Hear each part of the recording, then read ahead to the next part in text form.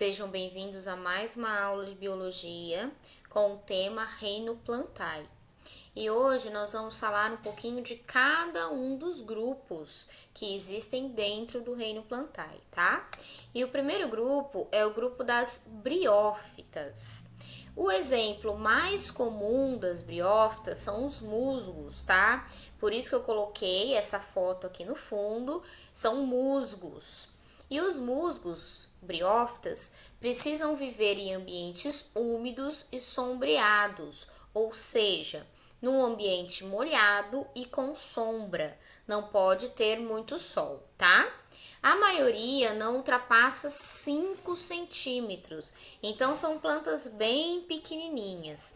E por que elas não ultrapassam 5 centímetros? Porque são plantas que não possuem vasos condutores.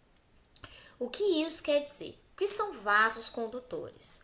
Pessoal, nós, seres humanos, por exemplo, nós temos os vasos sanguíneos, que transportam sangue com água, nutrientes, oxigênio.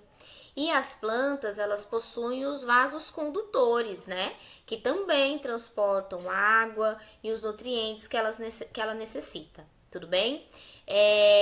Essas plantas, as briófitas, elas não possuem vaso condutor. Então a água ela vai de célula a célula, gastando muita energia. E por isso, então, elas não conseguem crescer mais que 5 centímetros. Imagina uma planta sem vasos condutores de, sei lá, 5 metros. Quanta energia não ia gastar a água indo célula por célula, certo? Então, pela ausência de vasos condutores, as briófitas não ultrapassam muito raramente os 5 centímetros de altura. Além de ser chamadas de avasculares. Então, se perguntarem para vocês o que são plantas avasculares, são as plantas como as briófitas que não possuem vasos condutores, certo? Além disso, elas também não possuem flores, nem sementes e nem frutos. Outra característica importante deste grupo é a dependência de água para a fecundação. Sim, fecundação, daquele jeito, né, que nós já conhecemos, o gameta masculino entrando em contato com o gameta feminino. Só que aqui nas briófitas, quem faz esse transporte é a água. Então, elas precisam, todos os seres vivos precisam de água. Mas no caso, as briófitas, elas precisam do meio líquido para acontecer a fecundação, para que elas possam se reproduzir. Tudo bem? Então, essas são as principais características do grupo das briófitas. O próximo grupo são as pteridófitas, que pela imagem vocês já podem deduzir que os exemplos são as samambaias. Tenho certeza que todo mundo, se não tiver em casa, já viu uma samambaia por aí, né? Geralmente na casa das avós nós temos samambaias e as avencas também são bem conhecidas, não tanto quanto as samambaias, mas também são bem lindas, né? Como são lindas as avencas e bem conhecidas. Pteridófitas. As pteridófitas, elas já são adaptadas ao ambiente terrestre, geralmente úmido, precisa então de bastante água. Os exemplos mais comuns, já falei, samambaias e avencas, não possuem sementes, nem flores e nem frutos.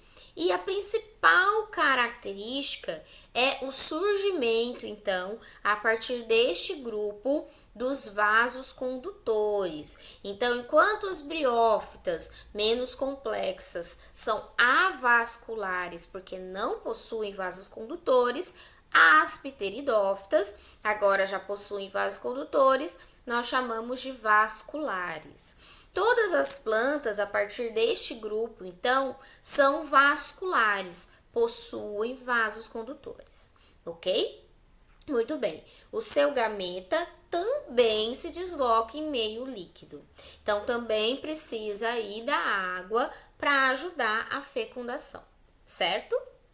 Próximo grupo são as gimnospermas. Gimnospermas, do grego, gimnos nu, esperma, semente. Então, semente nua. O que isso quer dizer? Gimnospermas possuem sementes, mas não possuem os frutos. Então, daqui, possuem sementes nuas, ou seja, não envolvidos por fruto.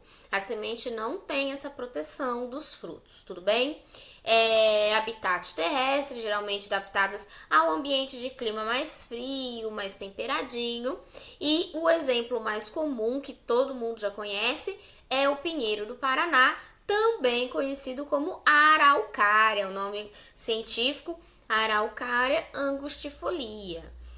O que seria isso, meu Deus? A araucária é a árvore e os pinhões, né, que são sementes. Muito famoso, muita gente gosta, né? Um alimento muito rico e muito nutritivo.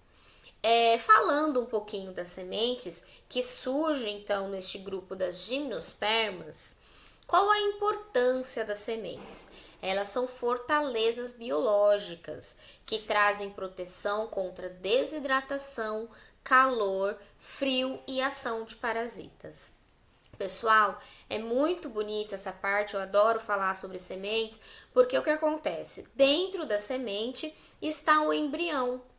Assim como na espécie humana, os embriões, o bebezinho fica no ventre, né, no útero da mãe, no caso das plantas, o embrião fica dentro da semente.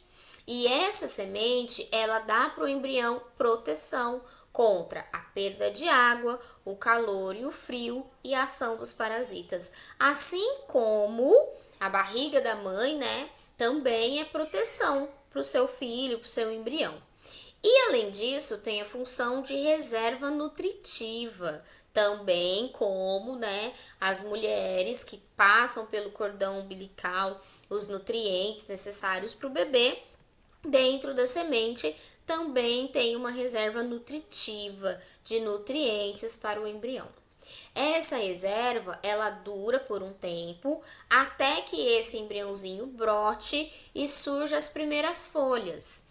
Quando surgem as primeiras folhas em contato com o sol, elas passam a fazer fotossíntese, tenho certeza que você respondeu fotossíntese.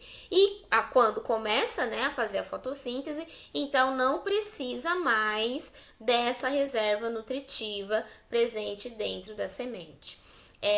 Todo mundo já fez, se você não fez, faça lá o experimentozinho de plantar o feijão no algodão com um pouquinho de água. Esse feijão, ele vai se desenvolver justamente por conta dessa reserva nutritiva.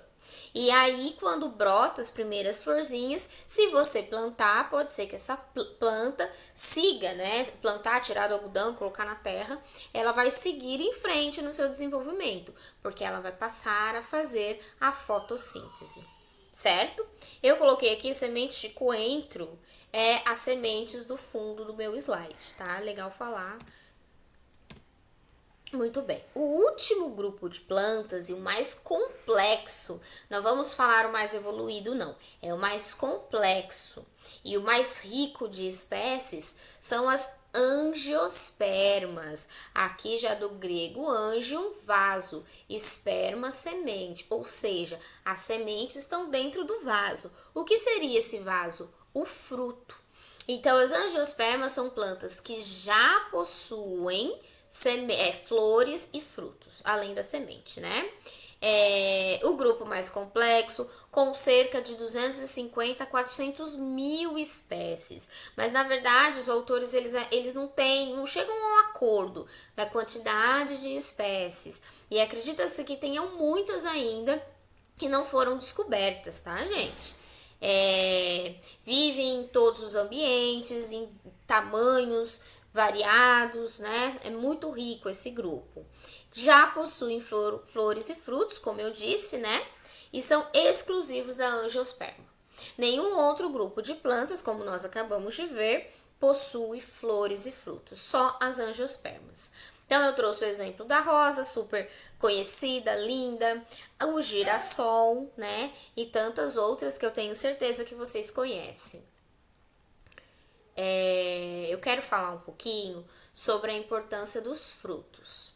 Os frutos, eles protegem as sementes e contribuem para a sua dispersão na natureza. Ou seja, além de proteger a semente que fica dentro do fruto, contribui para espalhar a semente na natureza. Então eu sempre falo, existe uma espécie de morcego que ele se alimenta dos frutos e vai soltando as suas fezes ao longo aí de 40 quilômetros mais ou menos. Então, conforme ele vai soltando essas fezes, essas sementes que estão nas fezes vai brotando naquela região onde ele solta as fezes, né?